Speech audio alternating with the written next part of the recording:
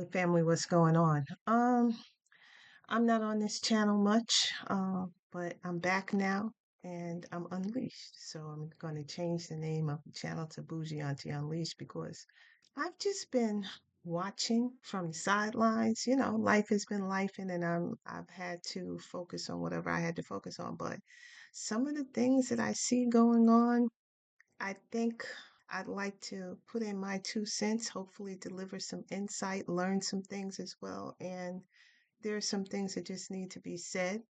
Um, as the country falls down around us, then yeah, I think I have some insights that we might actually be able to save ourselves, but we got to be willing to do the work. So, and it is deep and it's long and it's big, and I have no intention of trying to cover everything that needs to be addressed in one video. I like to keep my videos 10 minutes or less. I like to not edit them. So hopefully there are no audio issues because it's not that I can't, I just don't have the patience for it. I find video editing tedious. And so probably I just won't do it. Um, so one of the things I've been looking at on social media is MAGA, right? MAGA is saying, I regret my vote. Some saying, no, I don't regret my vote, and I would do it again, right? And so people who feel like that, you're not going to be able to change them. So I wouldn't even try. Like, if after everything that's happened, you can't see that maybe the way you voted wasn't the way to go, then I'm not going to try and change your mind. I'm part of the 92 and I'm resting also. But while I'm resting, I got some things to say. So, those MAGAs who feel some regret over their vote, I see you saying, okay, why can't I be forgiven? Okay, why should I be, I guess, effectively shunned like a good old Amish shunning? Why should you be subjected to that just because of your political uh, views? Because it's not for your political views, it's for the views that underlie your political views. Do you understand that when you voted the way that you did, you voted for people to be torn apart from their families? Okay, you want to deport illegal immigrants. I don't think there's any American that has a problem with that. But it's the way that you do it. It's kind of like you can say anything, but it's the way you say it. As an FB and proud, I have a particular dislike for family separation. Okay. Um, that is part of the legacy of slavery, and it's just not cool. It's not cool at all. So I really don't like that. You always have to be humane. uh, and you knew what he was going to do because he told you. So to say you didn't know, okay, so here's the thing. If you want to be forgiven, you have to be accountable, right? And just because somebody forgives you doesn't mean they're going to forget because you wrecked people's whole entire lives with decisions that have been made by the person you put into office and you didn't care because it wasn't you. So underlying your vote is a lack of empathy. Okay. And if we want to save our country, we're not going to save it to go back to what it was because for many people, what it was not that great. Okay. Um, but we could create something better.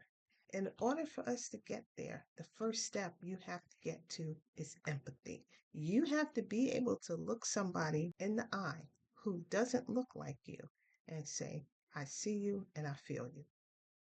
And until you can do that, none of this is going to change because that is how we got here. Okay? You were unempathetic, so it was okay to enslave people. You were unempathetic, so it was okay to have indentured servants. You were unempathetic, so it was okay to pay people with a script. A script was a piece of paper that was basically an IOU that miners got. In those mining towns, they built the towns, they built the infrastructure, and they built the general store. Okay. And that company store was where you could purchase whatever you needed with your little piece of paper. So the money never left the company. They gave you a credit. What the F is this? Star Wars? We living on credits? I don't want credits. I want my money. Okay? So people could not, at least in Star Wars, those credits were good in other places. You get a piece of paper, it's only good at the company store. It's like having a store credit, right? So now you can never get out of that life because how do you save up the money to move someplace else? So that happened to white people, okay? The slavery happened to and black people of African descent and indigenous Americans, okay? Indentured servitude happened to white people. So it seems to me they were all pretty much kind of in the same boat, but it was the mental manipulation, right? From what I've seen and what I've been able to gather on social media, and I'm not bringing you the receipts, you can ask AI to give you the details on this, okay? Do your own work. But having said that, from what I've seen, and all of this is my opinion, so let's just say that. It looks like whiteness. Well, I always knew whiteness was a made up thing, like all the science behind it. Oh, the brains are larger and this, that, and the other. It was all total BS, right?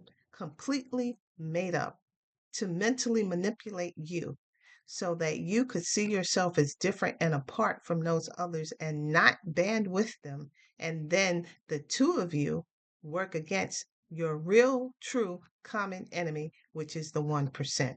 That's all that it was. But now we have a problem. It's gone on for so long. Now that you're finding out that it's not true, you're going to have a little identity crisis.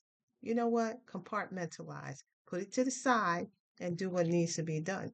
Whiteness was created in the 1700s, from what I've read, after some slaves and some indentured servants or white workers that were being mistreated and underpaid got together and tried to work against the rich people.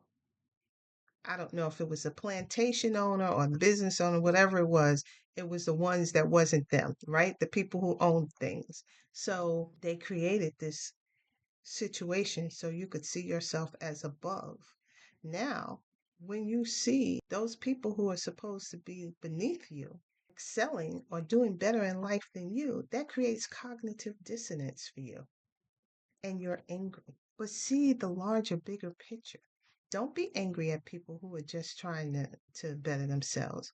Be angry at the people that created this system because it's created to keep you down.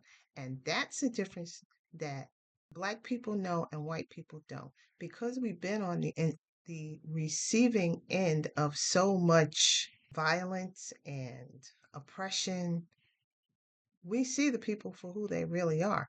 You're just starting to see them now. Okay. Um, if you accept what you see quickly, we might be able to save this thing.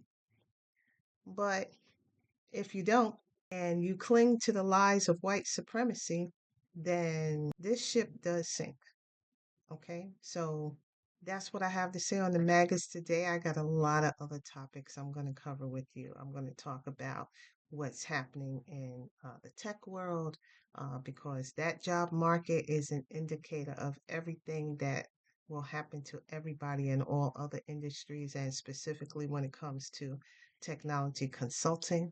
Basically, uh, we are in an extractive relationship with corporate America and our government as well. And so we're going to have to look at that and figure some things out, right? So I will continue talking about this. I guess this is going to be, I don't know if I want to call it a series or I'll just keep talking about the different parts and you'll see how they fit together. I'll try to always tie it together. And so that's it. That's all I have for you now. This is Bougie Auntie Unleashed. Like the video, share the video, and come back again so we can talk more. Bye.